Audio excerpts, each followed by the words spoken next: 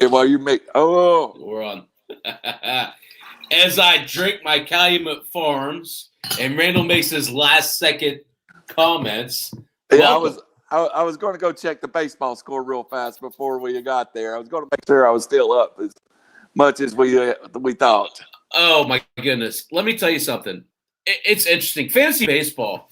First off, the other angle Thursday nights at 10. iLogicMedia.com. Draft for Upside. Chappie's Fantasy Sports Group. River City Media. Marion County Messenger. Yep. Am I missing anything? No, I think you're good. I'm glad you said that. I'm glad you said that. It reminds me to go share it to all of our sites. Yeah, no, and I'll tell you, that's the great part about this. It's just the people that you interact with, the good folks that you meet who, share the same hobbies, the same loves, the same pastimes that we have. And that's what makes it so much fun. So really want to send a sincere, heartfelt big ups to everyone who supports us. Absolutely. But with that said, we got a lot to talk about. We do. So we're going to, as you usually do, we're going to talk a lot of fantasy football tonight, I think. We're going to take, put our toe in the deep end with college football a little bit. And we're going to definitely talk about some baseball.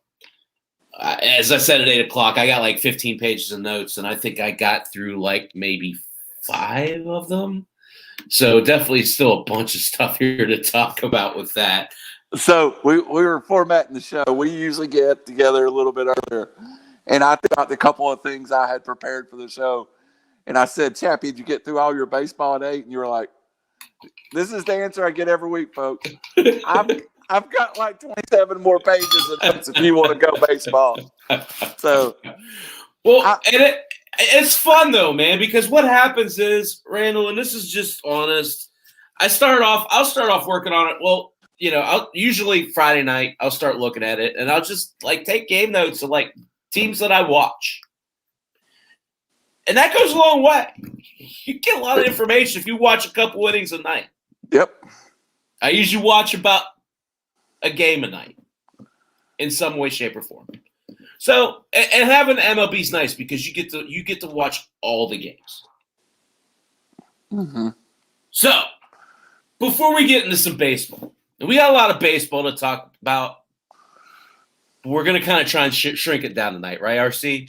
Yeah, I think we're going to talk a little. The lead story I saw on ESPN was the college football and the lead commissioner is trying to, especially the Pac-12, pushing to increase that tourney size. So that's a great story too. We'll get to that later. Absolutely.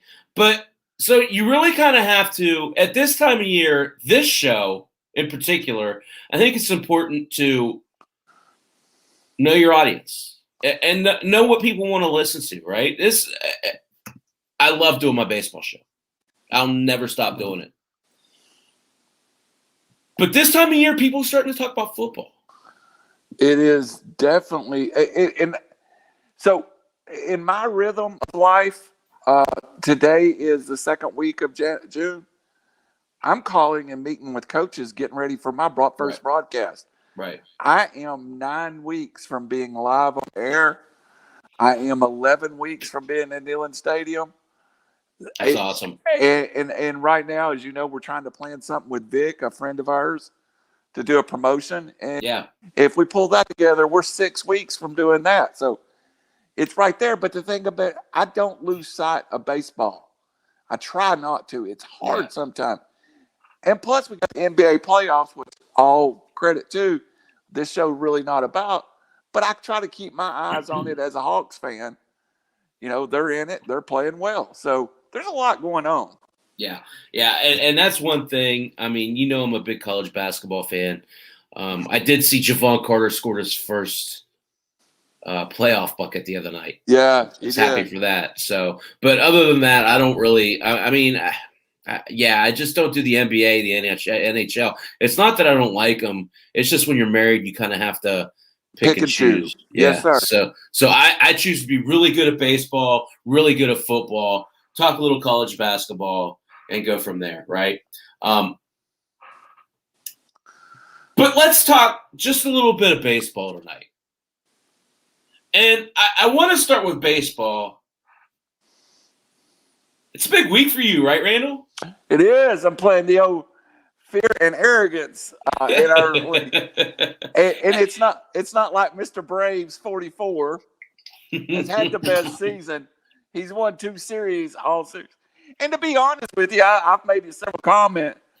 My whole outfield is kind of beat up, but I do still have quite a bit of pitching, and it hit me really, really good this week as I started a 6 starts on Monday to get ahead of Mr. Chappie, and I've hit just enough to stay ahead of you this week.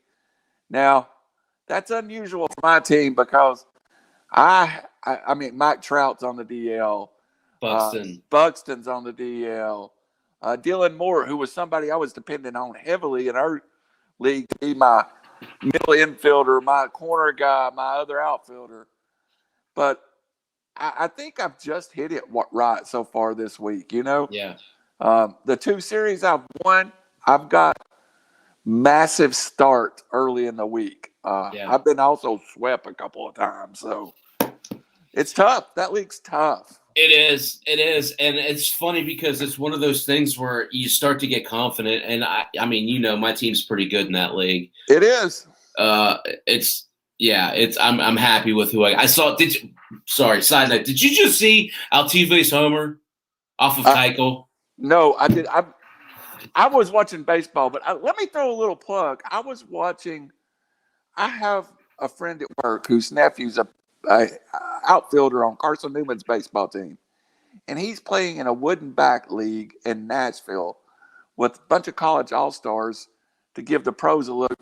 They're on Facebook every night. The Rhythm City baseball team, great baseball, Chappie. Yeah, and I've got, because I know the kid. I've been watching it quite a bit, so I've missed all major leagues this week because they're playing a big series against Pachuca.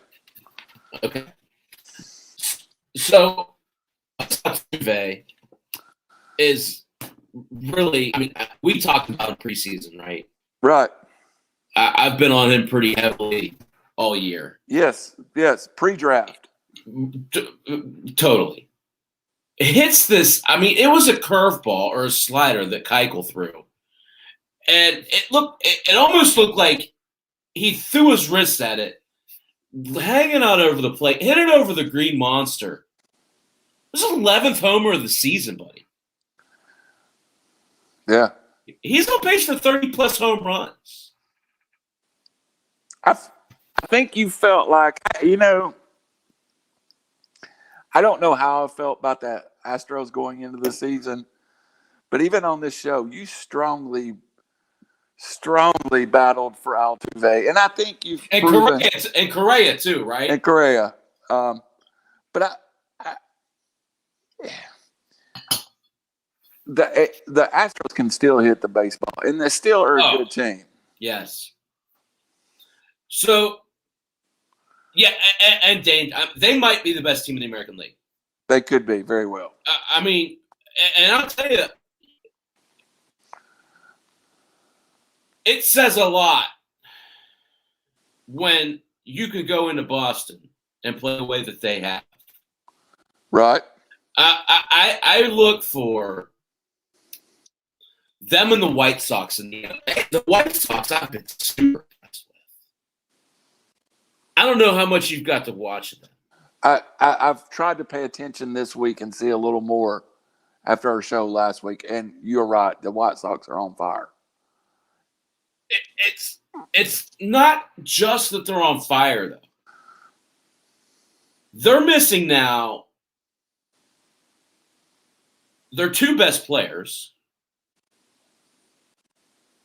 some pretty big supplement pieces, and Madrigal goes down on the 60-day DL. Yeah. I talked about Jake Lamb at 8 o'clock. Jake Lamb, when he plays, is hitting second in that lineup. Mm-hmm. He could play first, he could play third, and he could play the outfield. Do you know the White Sox started in center field and right field tonight? I have no idea. Danny Mendick, and shoot, I said Lurie Garcia. That was wrong. It's the other guy. He not good. Not good. I can't remember. It doesn't matter. It's not important because they're not fantasy relevant. Jake Lamb all of a sudden looks healthy.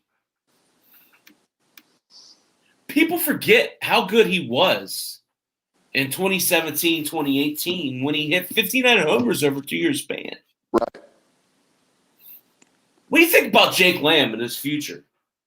I think the Braves had him in for a minute, and I was kind of disappointed he didn't make the club. I've always liked Jake Lamb as a hitter, and I think getting to the American League, and I don't know if right now they can even DH him a little bit or move him around, but Jake Lamb is kind of as the old school used to say, a professional hitter, and it seems like he's a guy. And I've never understood, Chappie, how he doesn't stick in places longer because he produces. Yeah. The thing about that is that shoulder injury was pretty serious. Yes. And when he got that injury, he had a hard time coming back from it. It feels and looks as though he's completely healthy now. And he's got a really good opportunity in Chicago. With a really good team. For a lot of playing time, hitting at the top of the lineup for a team that's going to score a boatload of runs. Not a bad flyer, is he?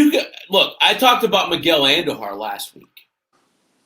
What do you think Miguel Andujar goes for in a league like ours in Fab this week for? I don't know. I kicking myself in the shin right now for not going ahead last week, and I actually had him in the queue at one point, and I was like, I'm not going to do it, and I've really kicked myself. What I could have got him for last week, you probably have to 50 times it this week to get him. Right. So really, really, really, as you've taught me, because I'm honest about it. We had this conversation the other day. I'm about 2 years back into baseball and 3 years, and I'm trying to relive by that, get a week ahead. Yeah. Last week was really the week to act on that, and this week, the whole world knows about it. Absolutely. Absolutely. And I think that's Lamb next week. Very well could be. The other guys I talked about, let me get there. The other guys I talked about were really good opportunities. One guy's available in our league. I'm going to bid on him. I'm not going to lie to you. Jake Fraley. Yep. Jake Fraley out in Seattle. Really, he's kind of has that post-hype sleeper, profile, but he's really patient at the plate. And he's going to benefit from seeing a lot of playing time with Kyle Lewis being hurt. He's actually got more walks than hits on the year. That's impressive. So in an OBP league, he's really valuable, right? See, that's the subtle differences that a lot of people don't even think about. Because in our league, right, what's the stat? OBP. No batting average. OBP. So a guy like Jake Fraley, who has 16 walks and 9 hits on the year, is hitting .333 over the last week. 2 homers and 2 stolen bases. What's the fab bid there? More than I probably have in right now, but I do have one in, to be honest. Yeah. But Chappie, does this not go back? And I watched one of my favorite movies this week, Moneyball. Yeah. And they're talking about Scott Hatteberg in that movie. And, Hatteberg was done as a catcher and had that serious 8 rotator cuff. And they're like, Hatteberg's a 250 hitter. And the Billy Bean character goes, but he walks a lot. If you're a 250 hitter OBP league, or even in the real major leagues, and you walk a lot, is the goal not to get on base? Well, yes. But the dangerous thing about Fraley is he can take second. That's the difference between he and a Hatteberg, between he and a, insert guy here. He can steal 20 bases in a year. He has that type of potential. So you're looking at a guy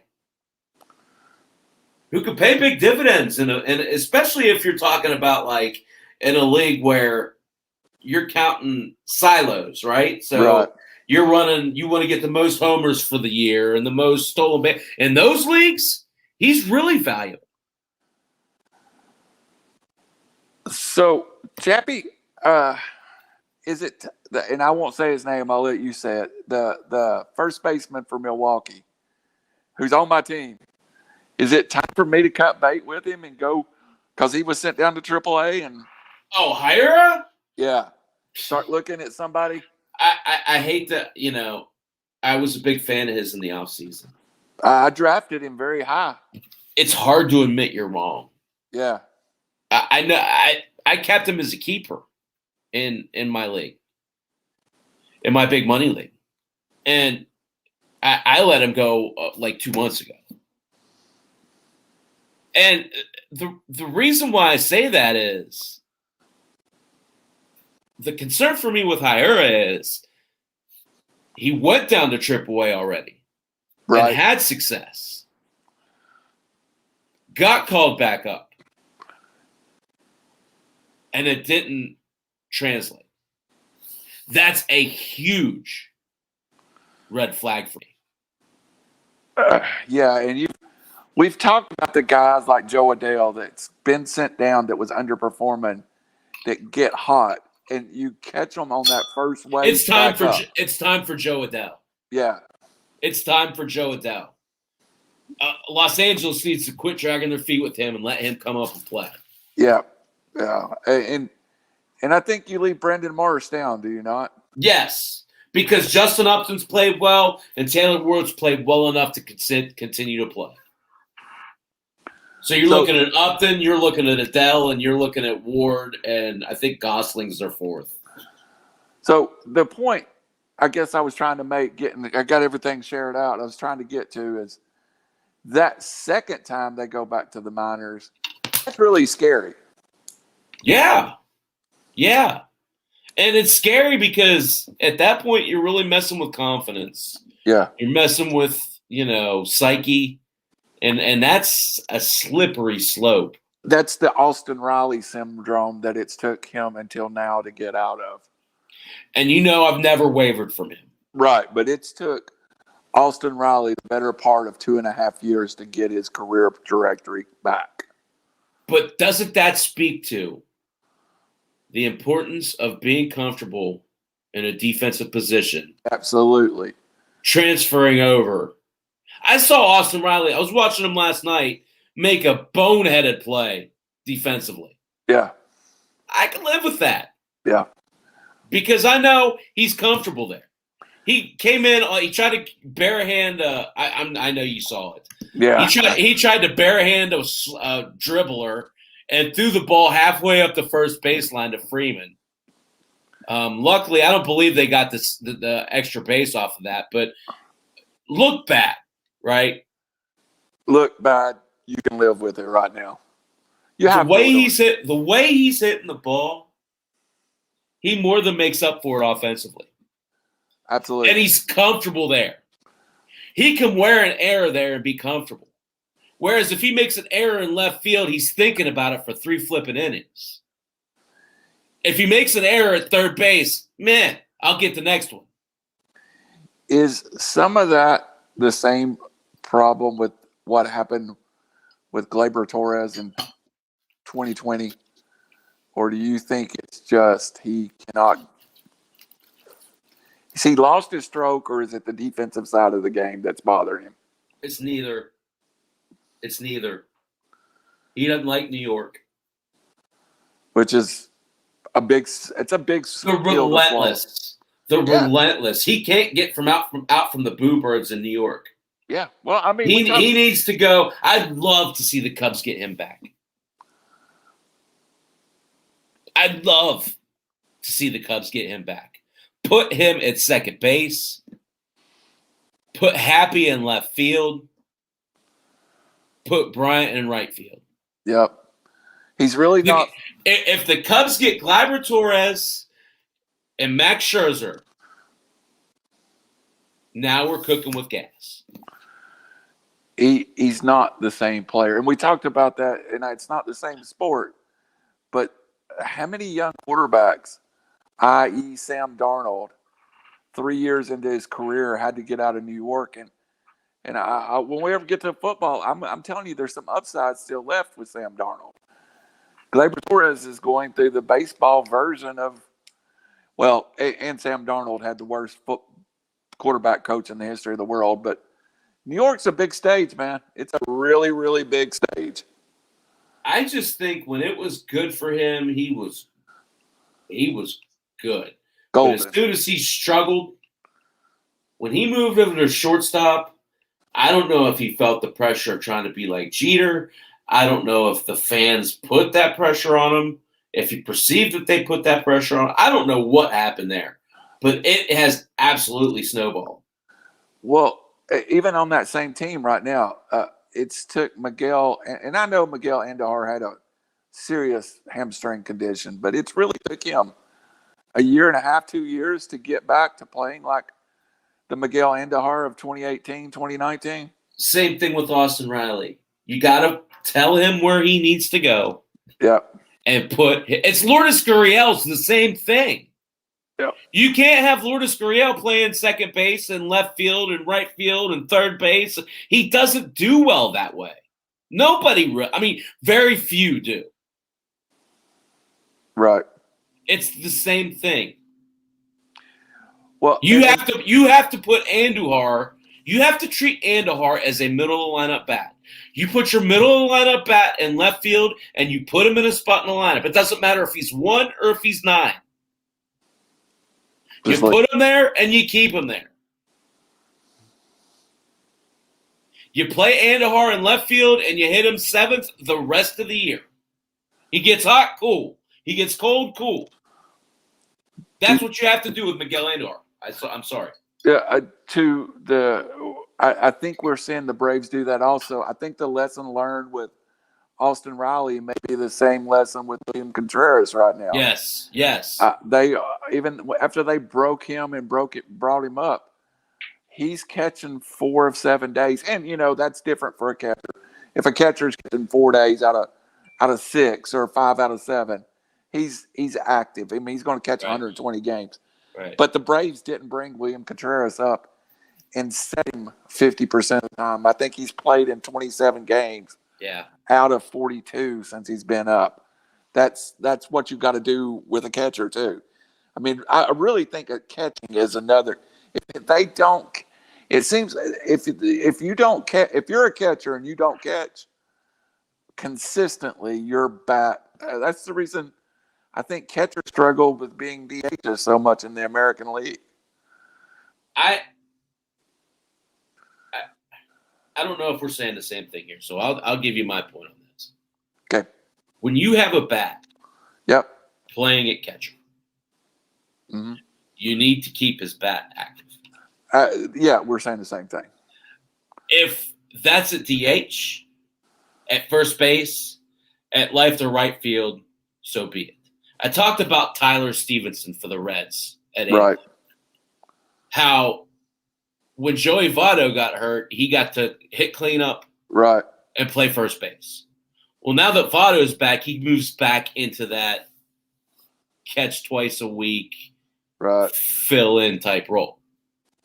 I don't think that's wise. I think you have to put him in left field. You have to put him in right field. You have to put him at first base. He has to be able to relieve all of those players, all of those stars on your team. When they get a day off, it should be via Tyler Stevenson. Right. I 100% agree. The same thing is the case, in my opinion, and I've said this since, beginning of last year. When you bring William Contreras up, just like Joe Madden did with Wilson Contreras, he needs to play left field when he's not catching. He needs to DH when they play American League teams. Yeah. You got to get his bat in the game. I think that day's coming, but I don't think. I agree. I don't think they're injured at catcher right now. It's almost have to, but that day is coming. So I figured this out with the Braves. Let me know what you think about it. I figured out what the Braves are doing with those two guys. Langeliers is your everyday catcher. Yep. Contreras is your backup catcher and your backup left, right fielder. Right. Yeah. I think that's what we're seeing. And I think that's beautiful. I think they both play 5 days a week. And possibly as Freddie approaches his mid-30s, your 30-game-a-year replacement for Freddie. I disagree. You don't think so? I think that's where Austin Riley graduates to. That is more than likely true, but they have to get – it seems like the Braves have struggled with an answer at third since they started moving Austin Riley around. So yeah, they're going to have to find the third baseman. Yeah, and there's nothing really upcoming through the works, right? That's the other part of it. No, I wouldn't be shocked to see them go corner infielder in this draft, considering that they're late first round. That's where I was going. I was going to mention a guy like Josh Jung. So a guy like Josh Jung this time last year, if you look at it, I think he was like the 12th or 13th pick. I don't know off the top of my head. First half of the first round, right? Played major collegiate ball at Texas Tech. Has a pretty quick path to the majors. And I think that's where the Braves go when they do decide to go that direction. I don't know if it's this year, next year, the year after. But I think as long as Freddie's healthy, he's going to be the first baseman. So I got one question for you about baseball because I've played him twice in DFS. How do you feel about Alek Manoah's first 2 starts? First 3 starts. 3 starts. The first one was absolutely dominating in Yankee Stadium. Exactly what I expected to see. Right. The thing that you're seeing with Manoah is when he fatigues, his mechanics go south. Big boy. Yes. So what happens is when he's healthy or when he's fully he's at full energy, his arm angle's higher, his release point's more consistent. He's more, true to his form. Yeah. But when he starts to get tired, he drops just a little bit, which leads to his slider sailing, his fastball missing the zone. And he gave up 1 run. I watched him last night or night before. He'd given up 1 run going into the 6th inning. I think it was the White Sox. And he just lost. It was him. Yeah, it was him and Lynn. He got tired and his ball started to sail. He couldn't find the zone on his fastball. He hung a slider, and I can't remember who hit it out of the park. Maybe Abreu, because he hung a slider. And it just got away from him really quickly because mechanics got bad. So I'm not trying to, for the folks listening, I'm by far not trying to bury him. Because when you look at the stat line, 14 innings, he's got 17 strikeouts. And he's like 3 ERA.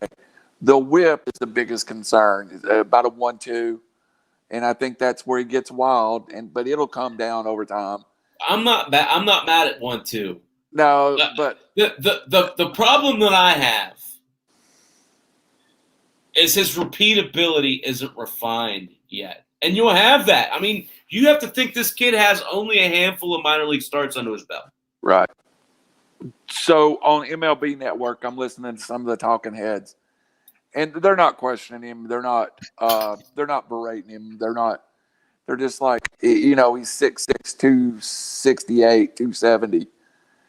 Does he have to trim down to 250 at some point, or 255 to does Lance Lynn? No. I don't think so. I think he's fine. The question was more about, does it help his mechanics at 20 pounds less? He's a kid. Yeah. He's only had 10 minor league starts or something like that. He's pitching at the majors when everybody else is pitched. Look at Nick Lodolo. He's got more minor league time than he does. But by the way, Friday night, Hunter Green. Saturday night, Nick Lodolo. You going to both? I know I'm going Friday night. Saturday's sold out. Friday night sold out, but I already have my ticket. So I'm talking about a minor league AA stadium sold out pre-COVID, Friday night and Saturday night. So I'll tell you, and I know you know this, Nick Lodolo is going to be such a special pitcher. He is, and I will see him next week. In the next 15 days, I'll see him pitch because I'm worried if I don't get it pretty fast. Oh yeah. But I do want to see. I have to work this weekend, and the ticket for Friday night was given to me, and I was like, I looked. Hunter Green's special. I go. Okay, I've got a 40% odd of it being either Hunter Green or Nick Lodolo. I looked, and Friday night is Hunter Green's start. Yeah. And I do, and it's down the third base line. It's in the walkway. It's actually the seats right at the walkway. So I'm probably 30 rows up. So I feel like I'm going to really get the feel of how the fastball looks from there. It's going to be really fun. So if I have time, you might see me on Chappie's Fantasy Chat or on please, absolutely, or on River City a little bit. So I'll tell you my take on those two guys. I don't know that there's a more talented 1-2 minor league combo out there. No, it'd be hard to press. Hunter Green, to me, could be the best pitcher in baseball in 2 years. Absolutely. They said that, I can't remember the stat, so I'm just going to – but they said that a pitcher had thrown over 100 miles an hour in the minor leagues like 22 times so far this year. Uh-huh. And he had thrown 28 in his first time out or something like that. It was something like that. 37. Okay. Yeah. So we're talking about it kind of reminds me of a young Randy Johnson. It's very Randy Johnson-esque in the speeds. Randy Johnson didn't throw that hard. No. But what he did was, because he was so tall, his release point was so far closer to the plate than the other pitchers that it added to the velocity. And Absolutely. Hunter Green gets on you quick because of how fast he throws. Absolutely. And, and I don't mean to be, this is not a morbid thing to say, but he's already had his Tommy John done. Right. So shame on you, parents going and getting Tommy Johns done for 16-year-olds. Right. Hunter Green needed it done. It got it done. You got to think his arm is still a plus arm after the surgery. It's just going to be the betterment of his career now, And that's the thing is, a lot of these guys in this day and age come back and they throw harder. Yeah. If you're throwing a harder than 100, 203 miles per hour, then whew. So the clock, the speed gun in the Lookout Stadium goes 99. My friend texted me the other night, and he said in the first 18 pitches, it went blank like 12 times. And unreal, kind of almost. I remember hearing about Randy Johnson. I remember hearing about there's been hitters coming up through the minors that you get that buzz, when they get to the major. Hunter Green's got that buzz just because he throws that hard. So Hunter Green's pretty expensive, right? Dynasty formats. Yes. Lodolo is pretty cheap. Yes, and again, my friend that's a season ticket holder insists that Lodolo is the better pitcher. I agree. He insists. I agree. He says it's funner to watch Hunter Green. Yeah. But the better major league prospect is Lodolo. Yeah. And that was my point tonight at 8. You're going to see Lodolo first. Absolutely. And when you see Lodolo, he's going to be successful, even in that park. Yep. So it's going to be interesting later this summer in Cincinnati because both of those guys are going to push the envelope. Absolutely. By the way, while we're on the Southern League, and we'll come right back to it, go, guess who's number 2 in home runs? You can reach around, Pat. You're that back. Who? Shane Langoliers. Oh, my goodness. Yeah, I'll tell you. Hitting 258, 8 home runs, and 17 RBIs in 27 games. Do you take that at the Major League Braves? 260, 8 home runs, 17 RBIs? I tell you what I haven't done that I wanted to do when the draft happened. Compare Otley Rushman's minor league numbers with Shea Langolier's minor league numbers. It'd be interesting. And I'll do that for next week because, I said at the time, when they were drafted that Shea Langoliers was going to be a better Major League Baseball player than Otley Rushman. I was the only one that I know of that said that. The only one. You may end up being very correct, sir. I mean, you miss out on a lot of these, but, Manoah's another one that I talked about. Anyway, it's funny because I often talk about group speak analysis. Sometimes you just have to put your own damn eyes on it and see it. Yeah. And when you watch Langoliers at Baylor. Yeah. Arizona. No. It's Baylor. It's Baylor or TCU. I can't remember. Anyway, it's a Big 12 school. I got it right. I feel like it was Baylor. I think you're right with Baylor. You could see that he was every bit as – and, as a Mountaineer fan, you got to see Rutschman at Oklahoma State as well. Right. So it's just – yeah. It's just interesting to see how these guys get overlooked. Yeah, and when the Braves drafted Langoliers, again, I don't criticize the MLB guys. I mean, Harold Baines has been in the major leagues. Oh, they're great, yeah. But they were like, well, the Braves they almost made it sound like the Braves had so much in their minor league it was a luxury to pick. Right. Make the Langoliers pick who's a catcher that's going to hit 240 and 8 home runs in the major leagues. So, yeah. And that's the funny thing. And like I said, I mean, you're going to miss sometimes. Yeah. But the key is just watching and seeing what happens. Seeing these players play. And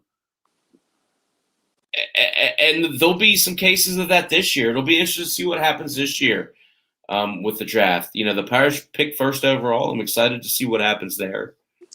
Yeah, I think it's got to be lighter, but I like Rocker better. So, well, they're talking about there's a couple. I think a shortstop in high school that's I haven't done my research for that yet. So, but there's a shortstop in high school that's supposed to be Wander Franco-esque. So we'll see. We'll see if they go that direction. Well, I know Ben Sherrington's going to do the right thing, Randall.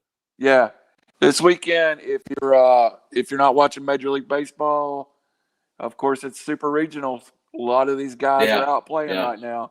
Yeah, I mean, I've never seen the state of Tennessee more abuzz for college baseball right now than Tennessee and Vandy both hosting Super Regionals. LSU coming into Knoxville, so college baseball can be fun.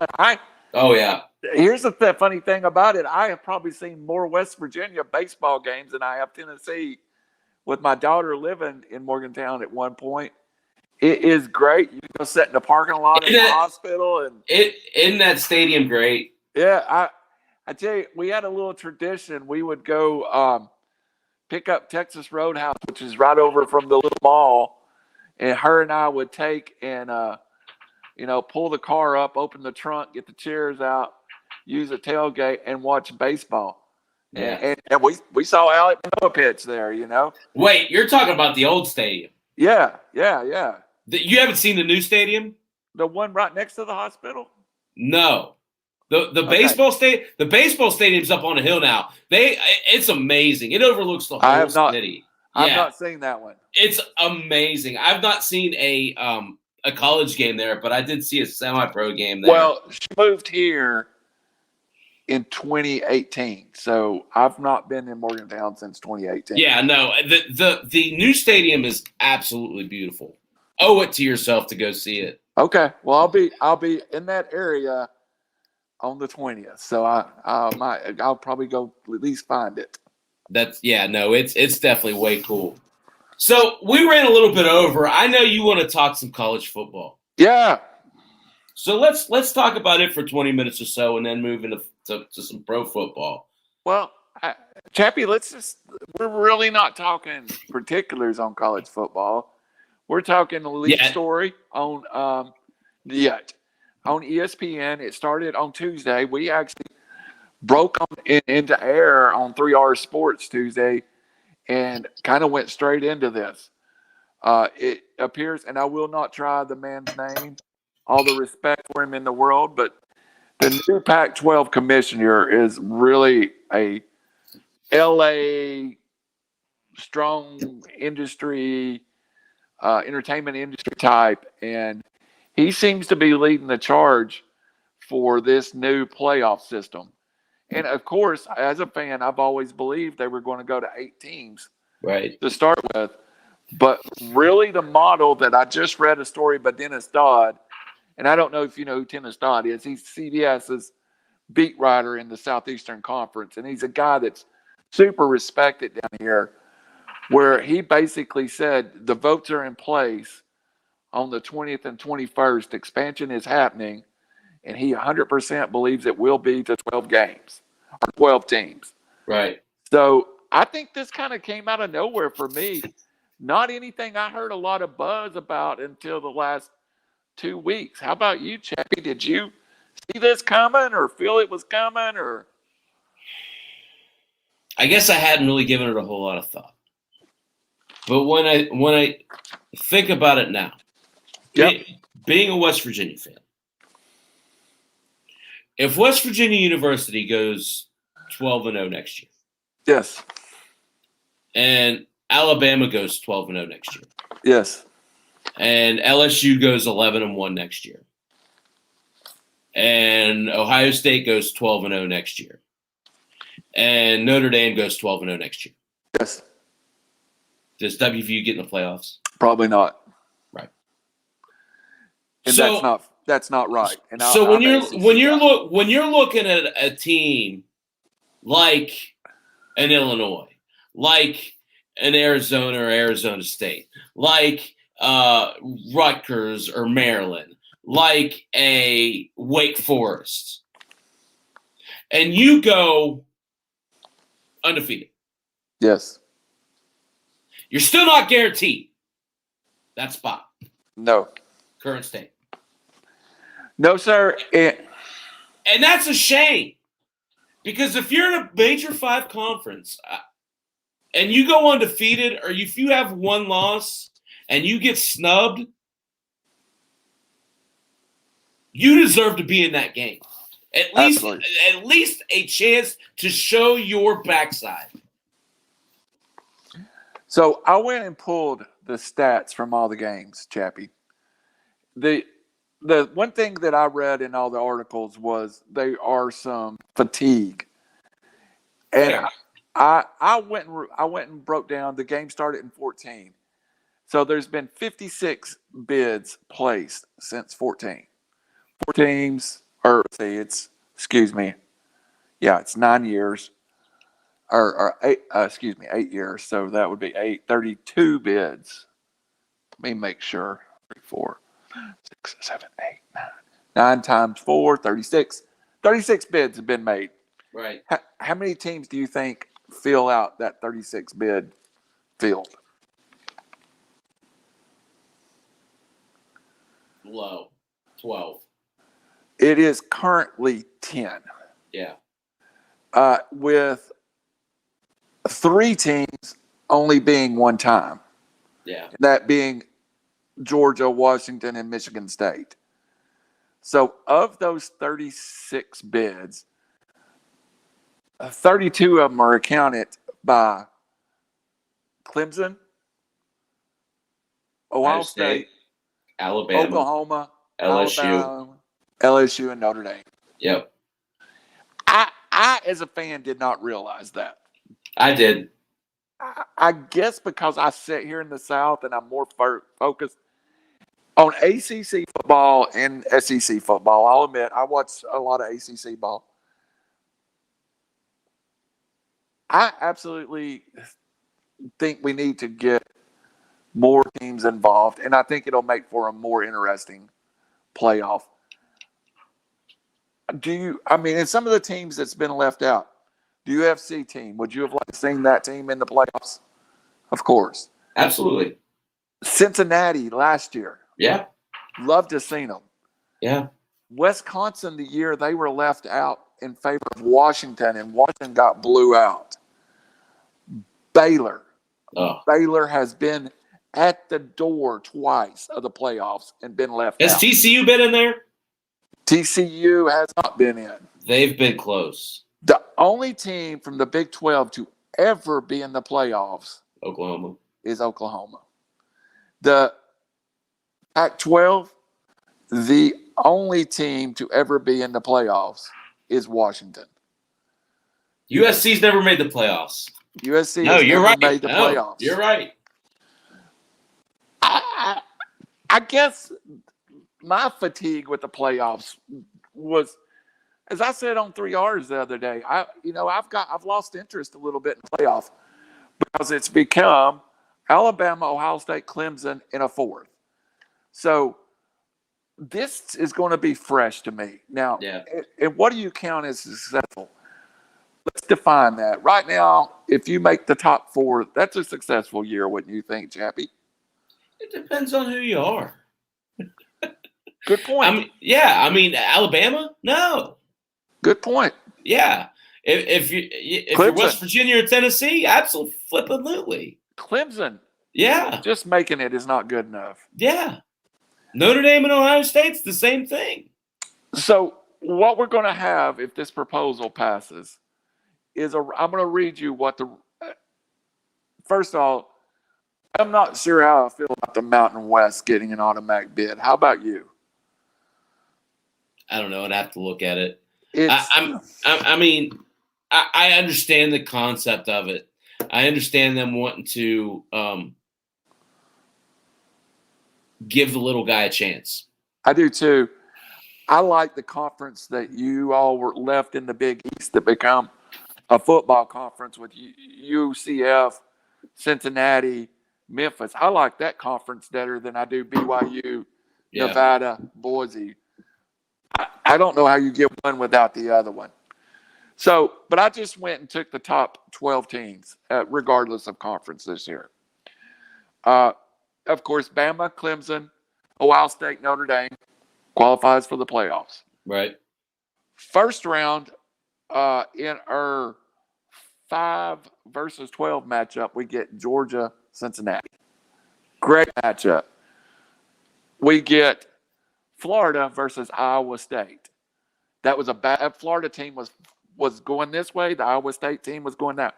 I really think that could have been an upset there. We get Indiana versus Oklahoma. Indiana in the playoffs. And what would have been a monster matchup to me, Texas A&M gets Coastal Carolina in a matchup. I don't care Chappie, I'm watching all 4 of those games, and I'm excited. Yeah. No, you're right. And you're right. If Georgia, Cincinnati, that winner gets Alabama, you could have Georgia, Alabama again, or you could have saw Cincinnati get Alabama. Right. I've already said I thought Iowa State had a shot at Florida. Iowa State was a good team. You would have got Iowa State, Clemson. Yeah. You would have got Oklahoma or Indiana. How fun would it have been if Indiana had won that? Or A&M versus Notre Dame. Come on, man, that's good stuff. Year before, and then I won't go through a huge amount. The year before, in the 5 versus 12 game, we get Georgia and Auburn in a rematch. We get Oklahoma and Utah. To me, that is great. Baylor, Penn State. Wisconsin, Florida. The winner of Wisconsin, Florida plays LSU. The winner of Baylor, Penn State plays Ohio State. The winner of Oklahoma, Utah gets Clemson. And I didn't write down the 4th team. I don't remember who it is. But the winner of Georgia, Auburn get that. Bama. Yeah, Bama. So in my head, I got more excited by doing that little exercise. And the only thing I will say is I think you've got to be, and I'm going to ask your opinion of this, you've got to go to the NFL and say, hey, guys, it's always been your oyster after this date. This is what we're going to think about doing. Where would you like to see us slotted at? You don't want to step on that NFL Saturday. You want to work with the NFL because the NBA loved college basketball until it didn't love it anymore. So, yeah. And that's the thing. The NFL is going to put their finger on the table anyway, right? Absolutely. That's my PG version of it. They're going to say, hey, ours is bigger than yours. You're going to have to conform to ours. So you may as well go in lockstep with them. I think so. And the thing I've read, do you like conference championship games? Is that because I've read that the talk is to maybe possibly do away with the conference championships to move the extra week. Yeah. Move the regular season back to the traditional 11 games that you and I grew up with. And then you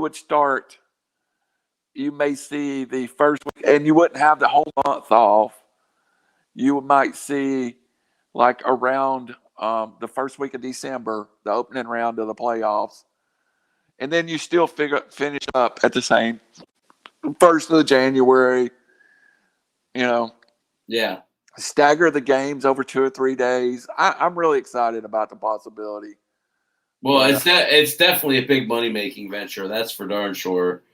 And again, the reason why I'm on board is because of the variety. Even if you're, it doesn't matter. Yeah, it will benefit my team. It will benefit your team. Yes. Someday, not now, but someday. Right. Exactly. But that's the thing is, teams that have never even sniffed the playoffs will now all of a sudden be at least in a position where they can get there. Yes. So here's the stats. Right now, only 7% of college football team has been to the playoffs. Yeah. The little example I went through every year and threw in a guaranteed bid for the Mountain West. If we had done that over the last 9 years, 30% of all college football teams would have been in a playoff game at some point. Yeah. Very worthy to me. Very interesting to me. Inclusive. And you can still use your bowl games as future sites for playoffs. You know. Well, and you can still, if you're not in the top 12, you can still go and play in the Citrus Bowl or whatever. Yeah, I'm sure that will continue. Right, as it should. Also the financial factor, they're saying, 7 times the money coming in. Oh, no doubt.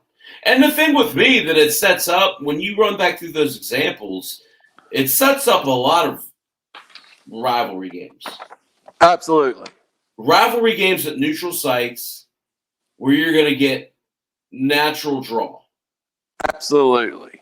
So it's going to be the Baylor, Penn State versus Baylor or Ohio State versus Baylor or Penn State, right? Yeah. Either way, you're going to be Baylor or Ohio State, or you're going to be Ohio State, Penn State. Either way, it's a win. Yeah. My favorite year was 2015 when I did it. The top 4 seeds would have been Clemson, Alabama, Michigan State, and Oklahoma.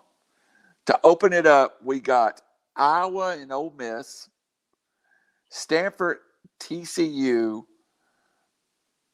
Ohio State, UNC, and Notre Dame, Florida State. That would have been such a great football week. Yeah. Just the fact you've got Iowa and Ole Miss.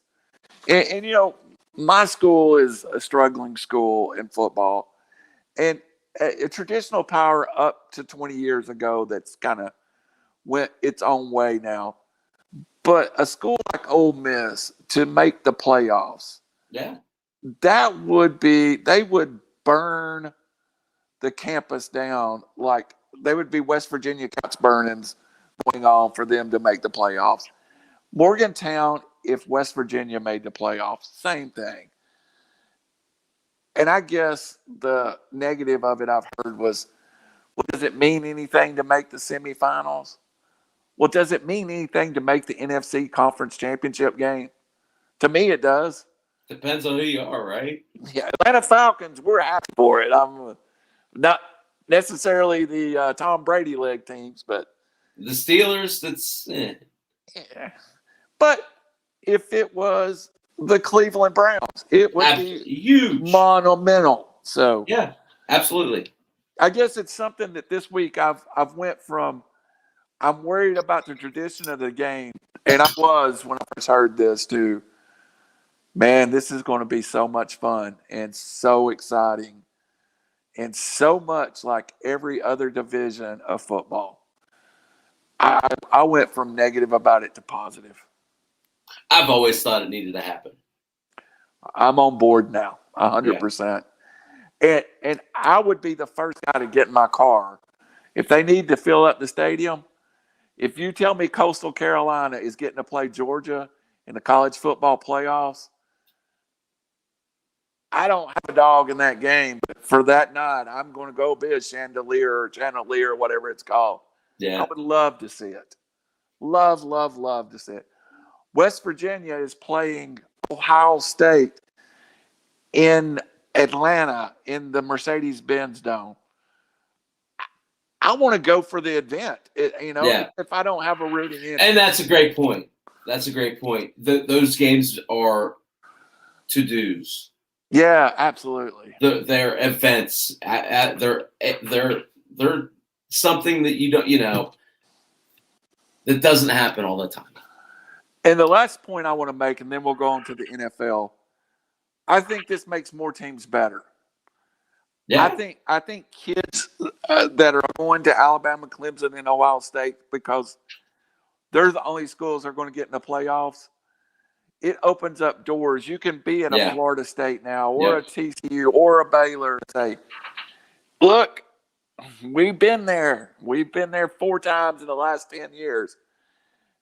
Right now, there's not many people out on the recruiting trail that goes, hey, we'll get you to the national championship tournament, Right. There's 9 teams saying it. And arguably, I sit here on the Tennessee-Georgia line. The fact that Georgia, who is, to me, even more than LSU, the second best team in the SEC, has made it one time in a decade, right, really shows you how injustice the system is right now. So, or at the same time, Baylor has never made it. USC's never made it. It's just Penn State has had a great run the last decade and never got there. Right. I want to see those teams. So I got one question, and then I do want to, because we got a half hour. Yep. Does this proposal take away from your Division II powerhouse teams? I do not believe so, and here's why, Chap.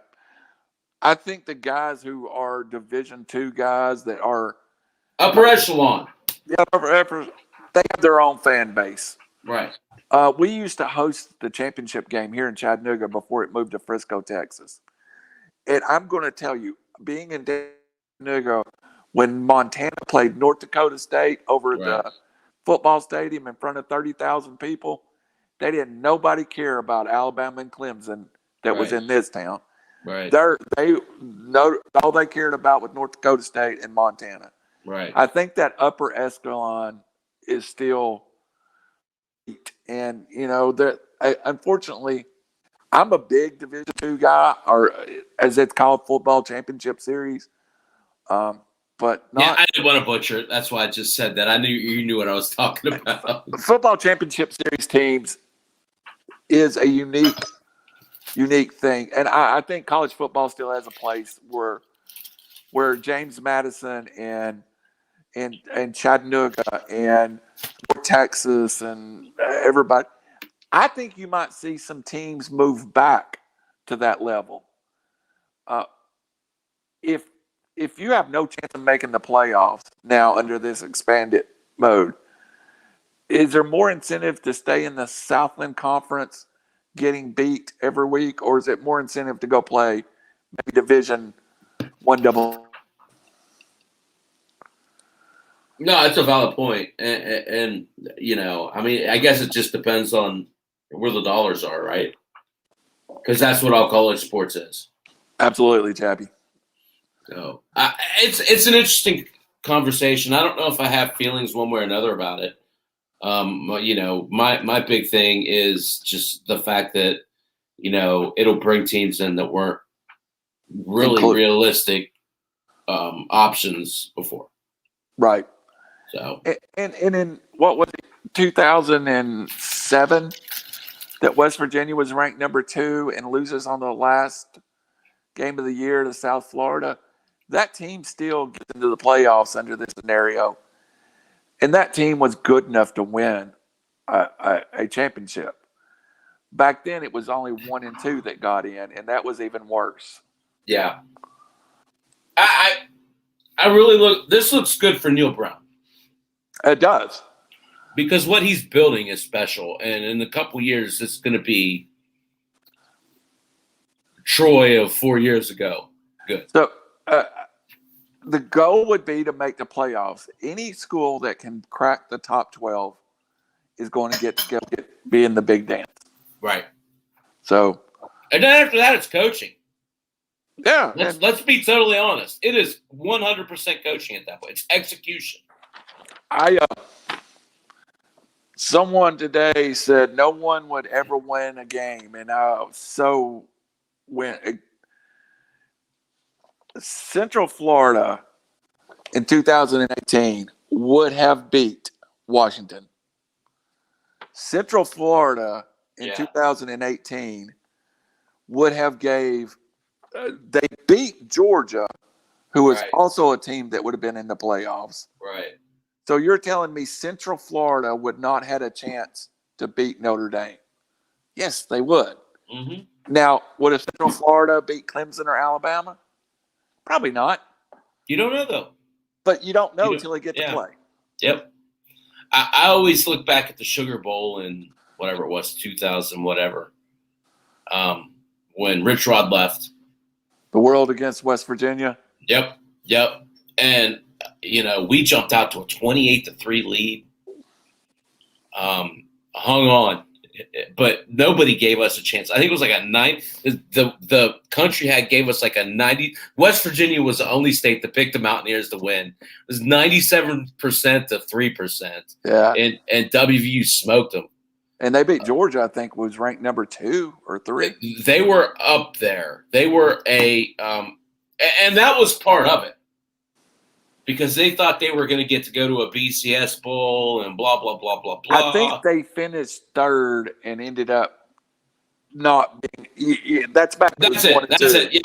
Yep, that's it. And then Rich Rod left for Michigan, and we were supposed to be flat.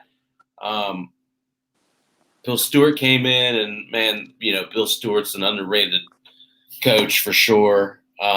Gave the speech of his lifetime, and Pat White and Steve Slayton went out and just dominated Georgia. It was really cool. So was one of the first guys to drive on the Bill Stewart Turnpike over by the mall. So nice. All right, man. So let's talk some football. I know you want to talk about this Julio Jones trade. We'll be heartbroken when we get there. But so I'm working on my article for the website. And my article, I'm writing about the Steelers and I'm writing about the Bengals. Yes. We've talked ad nauseum about the Steelers. I'm not going to talk about them tonight. I want to talk about the Cincinnati Bengals. Okay. Briefly. Yep. What's your thoughts on Cincinnati? Are they a playoff team? Are they a borderline playoff team?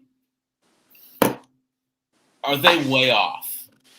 I think it comes down, and we've already addressed him. It's kind of, I think, what are we going to classify Joe Mixon as? Joe Mixon? Joe Mixon. Is Joe Mixon going to be the back he's capable of being, or is he going to be the back that I expect him to be? And I think that makes the difference whether I'm calling the Bengals 9-7 or 8-9 or 10 or 11 teams possibility. I think their offense can be really, really good. They have good receivers. Jamar Chase, Tyler Boyd, T. Higgins. They have good young receivers, matter of fact. They signed a veteran running back behind Mixon. But, Chappie, I just don't have a lot of faith in Joe Mixon. And it's funny you should mention this. Right before we come on the air, I was here early. I was doing a mock draft. I have the 10th pick in a league, so I keep mocking through number 10. And Joe Mixon keeps coming up, and I keep ignoring him. I don't have any faith in the dude. I don't think I would take Joe Mixon before a late third round. That's how little faith I have in him. But it almost could be Dallas Cowboys 2020.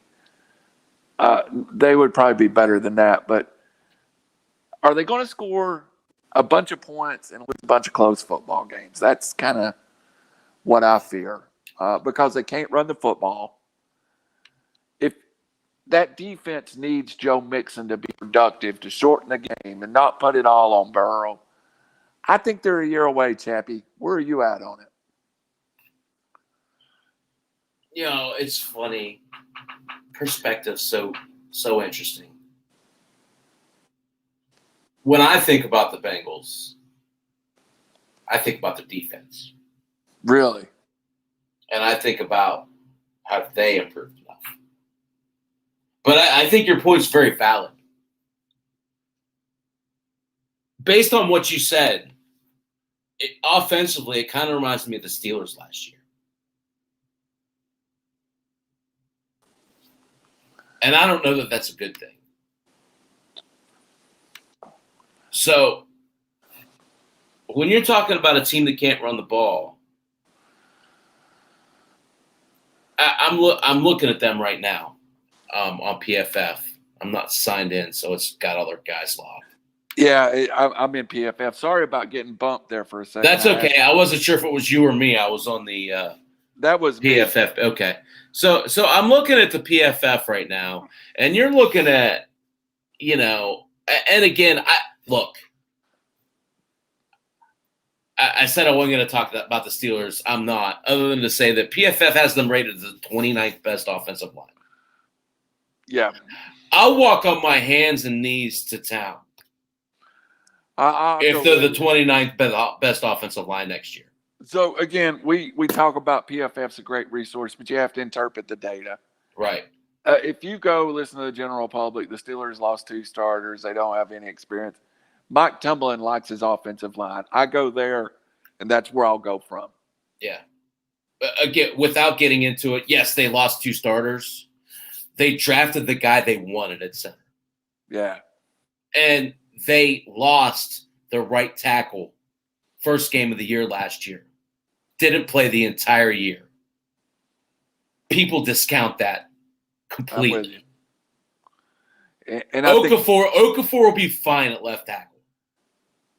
I would rate the Steelers.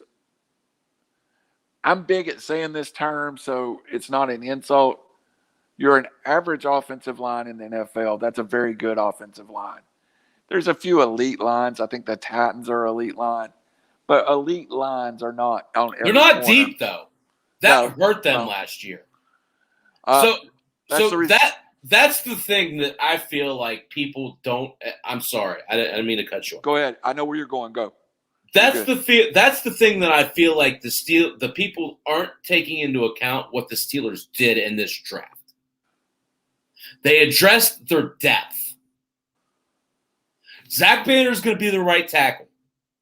Kevin Dotson's going to be the right guard. Green's going to be their center. DeCastro's going to be their left guard. And Feeler or Okafor is going to be their left tackle. Whoever doesn't win that job is going to be the backup across the line. Yep. They've got 9 players along the offensive line that they're confident in playing. How many other offensive linemen or other teams can say that? Very few. Most teams only dress 8, and the 9th guy's carried on a taxi squad. Right.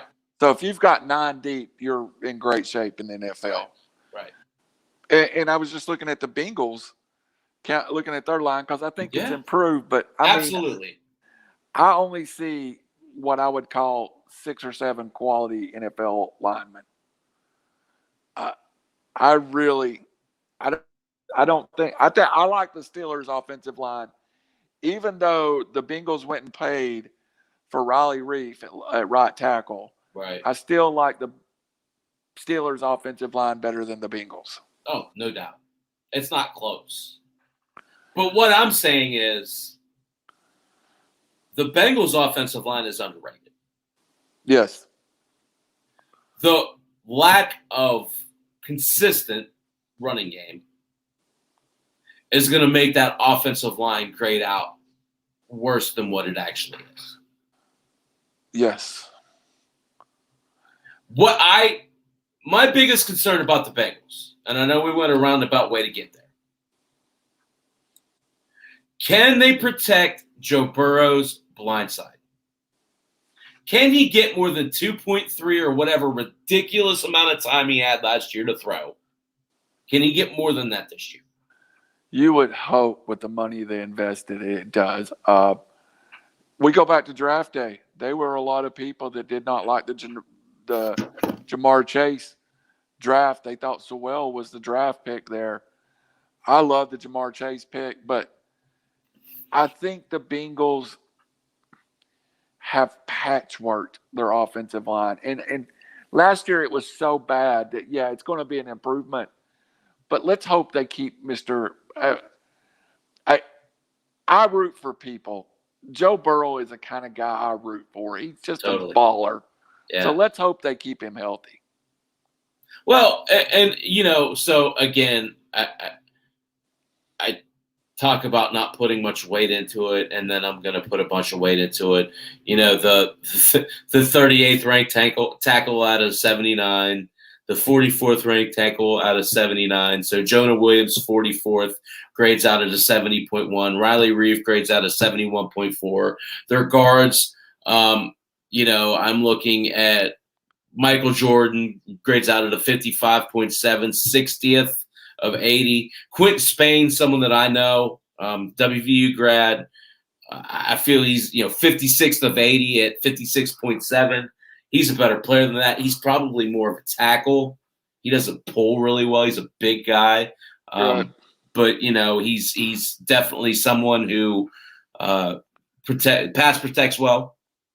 Right. And then the Trey Hopkins actually is their best rated offensive line at center at 18 out of 36, 63.8. So, like you say, not great, not terrible. I feel like, it was one of those situations where when you have a franchise quarterback, you want to keep him happy. Right. keeping him happy was bringing in Jamar Chase. Right. You can address the offensive line next year.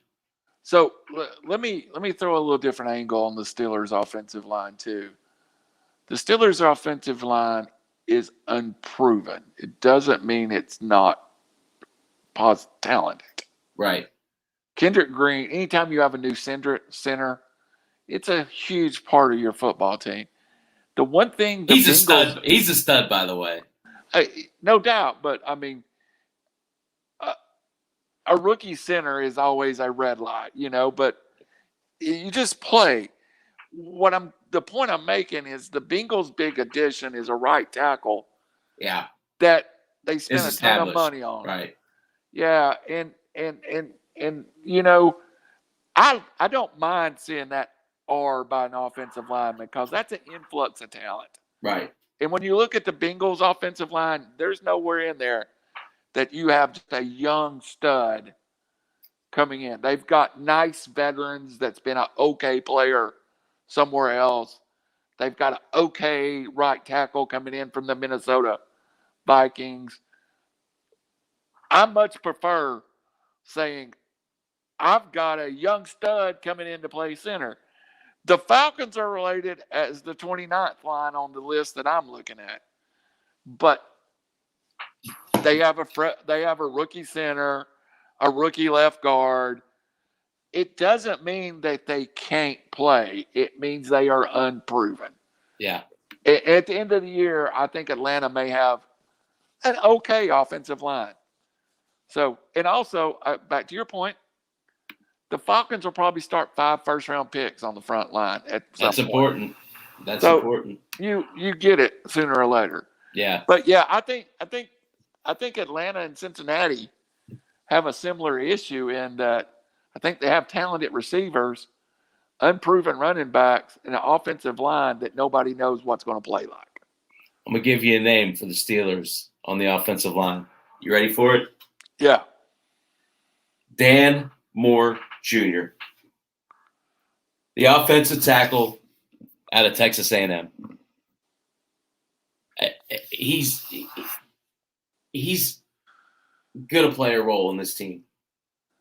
Right. And what us as fans, and a role. People killed the Falcons for drafting Jalen Mayfield as he was an okay tackle. Right. Jalen Mayfield was the number 1 rated guard. Unfortunately for fans, unless you dig in the holes that we dig in, you don't get those analysis. So right. when people say the Falcons spent a 3rd-round pick on one of the worst tackles in the Big Ten, yeah, it's a guard that was forced to play tackle on his team. Right. That might have a chance to be an all-pro at guard where he should have been. So I'm looking at the Steelers PFF grade here, and I see their problem. It's pretty evident. They don't have, and this is why they have them rated 29th or 30th, whatever it is. Zach Banner's not rated. No.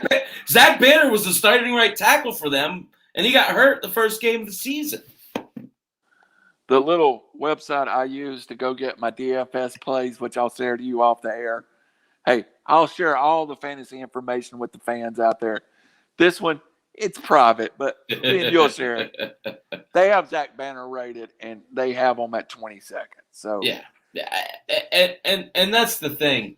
Just like you said earlier, the Steelers love him. That's all I need to hear. Right.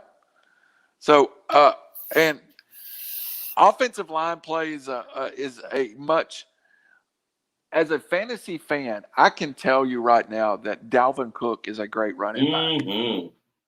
But I can also tell you that Dalvin Cook has a pretty good offensive line in front of him. I can tell you that the Cowboys had the most dominating line a couple of years ago I've seen in a long time. Right. And Zeke Elliott was an all-pro running back. In 21, that offensive line isn't so well defined, and Zeke Elliott's going on the backside of the first round. Right. Your offensive line, folks, when you go to draft, rate your offensive line, then rate your running backs, because that's what old Daddy Randall does. And I'll say it a different way. Do your own research. Absolutely. On the offensive line. Because that's where so often group speak analysis kicks you in the butt. Yeah. So Randall's fastest moving running back on the board is Jonathan Taylor. You know why? That's because Indianapolis is Randall's favorite offensive line on the board right now. Right. So the reason I have Nick Chubb where Nick Chubb is, because I'm confident the Cleveland Browns have a good offensive line. Yep. So be informed. That's the best word I can say. Be informed. And don't just read one publication or listen to one set. Like, really understand what the dynamics are, because, you know, I think we talked about a couple instances tonight where truth and reality are very different from perception. Right. And people that get paid a lot of money to have that perception. You know, like you say, PFF's a great site. They're way off. Yeah.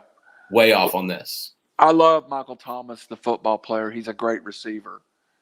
But if Michael Thomas starts the year with Taysom Hill as his starting quarterback, right, he is not a daily fantasy player for me. Right. To know your –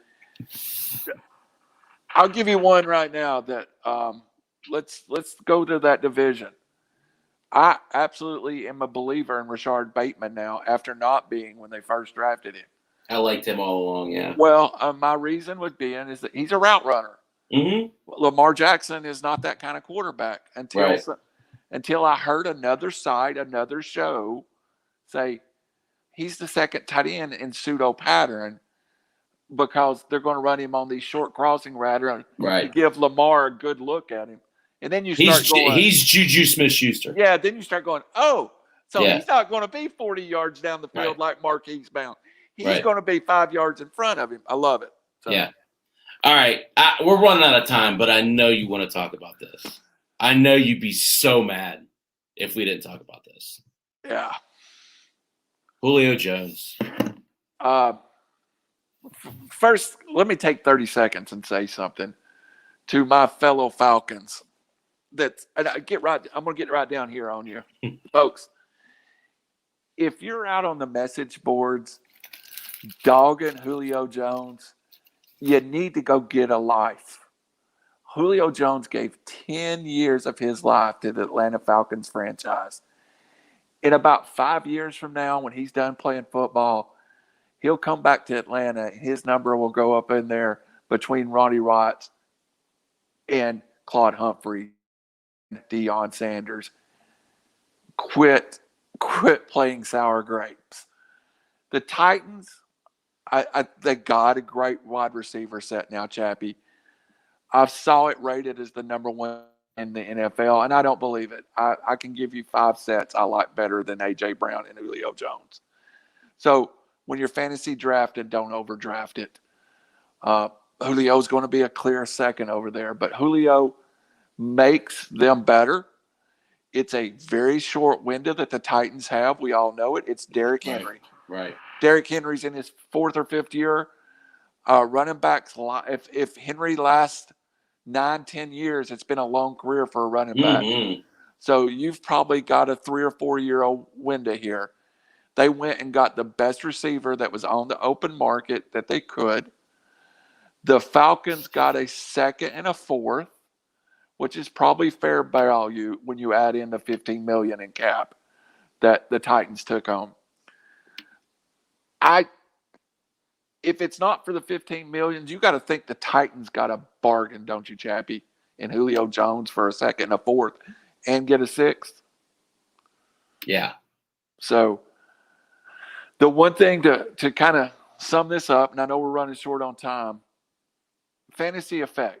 I think this probably moves Ryan Tannehill up a spot in my rankings, surprisingly, right behind Matt Ryan. I now have Matt Ryan and Tannehill like 12 and 13. I had A.J. Brown already in the top 6. I don't think I move him from that spot. Julio, I moved down 2 spots to 13th. And it's not a slide against anyone. I think I may have had Julio overrated just a little bit. I just thought Atlanta, he'd be a little more prolific. Calvin Ridley, I have as the 5th receiver in my top 5. Russell Gage is currently ranked as the 64th receiver on Pro Football League Focus. He is wide receiver 32 on Randall's board. Yeah. I think he's the guy, even more than Pitts, that has a chance to go upside. I hated the trade, but in all honesty, it's a trade that had to be made, Chappie. Right. So let me stop you for 1 second. Go ahead. Are you concerned about Russell Gage moving from the slot to the outside? I am. I'm also excited about the possibility of him moving outside. We don't know what Arthur Smith's offense is going to look like. Right.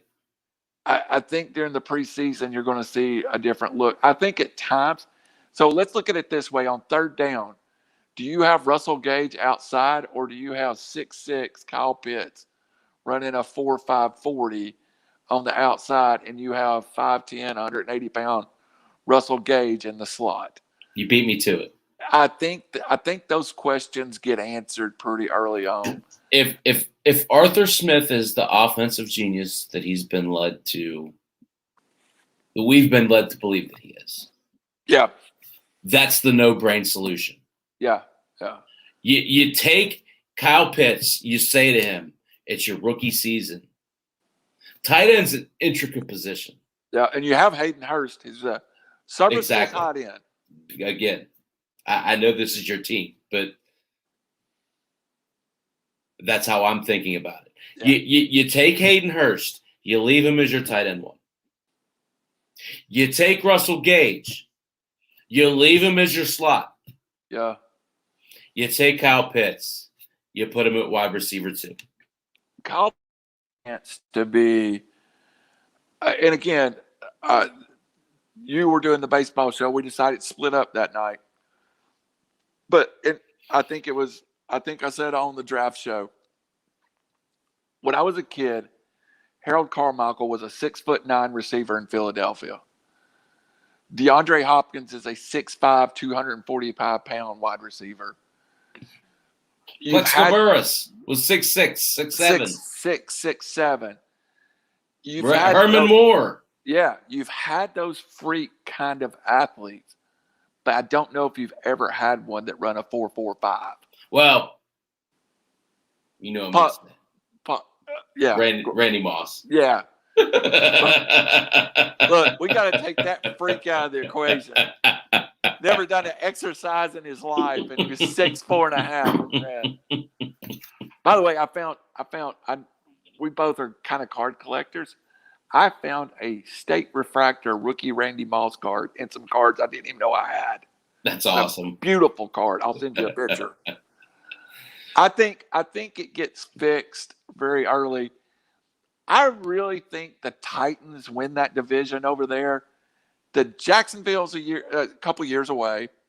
Houston's a mess, and Indianapolis has Carson Wentz. So if Carson Wentz plays good, okay, the Colts are good. But I actually liked Phillip Rivers there last year more than I do Carson Wentz going into the season. I don't know why, but I don't. And I'm not a big Wentz fan. I think you're right, but it's not. I ain't scared of Carson Wentz. It's close. It's close. The thing for me is Jonathan Taylor. Yeah, Jonathan Taylor and that offensive line to me makes them a good football team. Yeah. But you're talking about a team now that has elite wide receiver, aging elite wide receiver, and the best pure hand him the running back. Folks, when I say this, stay with me. Hand the football off running back. Derrick Henry is the best in the NFL. Right. The combination, I think Dalvin Cook and Christian McCaffrey are better. But if I'm going to turn around and hand it to somebody, it's going to be Derrick Henry. So it's a very good football team. It's strange. I live 2 hours from both cities, and you've never seen a more bitter and angry town and a happier, upbeat town than Nashville right now. Yeah. Nashville is so happy to have Julio. They should be. Yeah.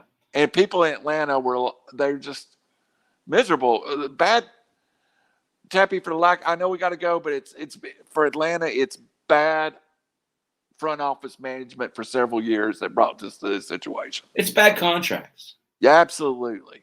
And so the difference between the Steelers and the Falcons. The Steelers write bad contracts all the time. But they know not to overextend themselves. The Falcons wrote multiple bad contracts. They know that when they write Ben Roethlisberger a bad contract, they can say, hold on, do you want to compete or you want all this money? Right. So the Falcons, looking back after the Super Bowl, wrote Desmond Trufant a huge contract. Right. That is now $7 million of dead money on the cap. Right. They wrote Devontae Freeman a huge contract. This is the first year Devontae Freeman's contract is off the books. They talked Julio into writing a back-end loaded contract. Right. This is the year that back-end loaded contract maxes out. Right. The Titans actually get Julio for less money next year than they do this year. So and you've got to pay Matt. At the time, Matt Ryan was the highest paid quarterback in the NFL at $25 million. He's about 8th on that list now. So yeah. One quick question before we jump. And we can talk about them next week. And I only mention it because, well, you mentioned it. Thoughts on Michael Pittman? Michael Pittman is another. I don't have a lot of sleeper receivers. I call them over. I have receivers that I have rated higher than their place in the majority, because I swear ESPN reads CBS. CBS reads Post. They're all getting the information from the same spot. Right. And they all stink. Yeah, I have Michael Pittman usually 5 to 7 spots higher than consensus. Now, Carson Wentz, I earlier I was burying him, but I love Phillip Rivers' leadership in that role. But Carson Wentz can do some things out of the RPO that Rivers could never have done in his career. I feel like the Colts should be better. I feel like Michael Pittman should have a great year.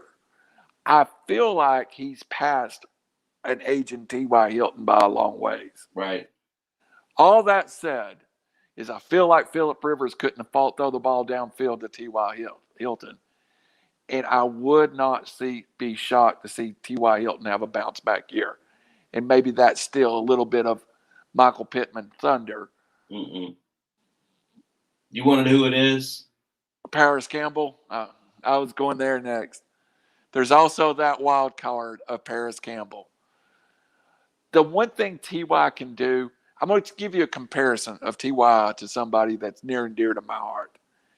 T.Y. can still run the Deshaun Jackson 40 yards down the field. But I really think Paris Campbell and Michael Pittman are the true wide receivers. Yeah. 1-2. Yeah. I think you'll see T.Y. in much more of a juju situational. Now, the one thing, going back to the trade, and I think this plays out for an old wide receiver, and this is the reason I think it's bad for T.Y. Julio in the South was playing 9 games a year guaranteed on turf, 8 at home and 1 in New Orleans. In that division, he only plays 4 games a year guaranteed on turf. So I think that's good for a guy that suffered for turf toe 3 of the last 4 years. No, you're right. So. You're right. That's a good point. All right, man. Well, it goes by fast. It always does. You got any last second Man, so much going on. I don't know. I want to plug one thing. Yeah, sure. Last week, we did our first ever classic rock album review. It is way too much work for us to do that every week. So next week, next Friday night, or next Wednesday night, we're releasing the second one. And if you love metal music or you like harder rock music, we are reviewing Pantera's Cowboys from Hell, one of my top 10 favorite albums of all time. So that will be a lot of fun. My co-host on there, Mark, is a guy that plays bass, been in bar bands, really knows his stuff. So over 1,200 views on our first episode of that. That's awesome, man. Yeah, it was great. Great. We'll be on next Wednesday. Awesome. Sounds like a good time. I have to check it out. Yeah, I love music. Yeah, same here. Well, all right. Well, let's do it again next Thursday. Yeah, absolutely. I'm about to go.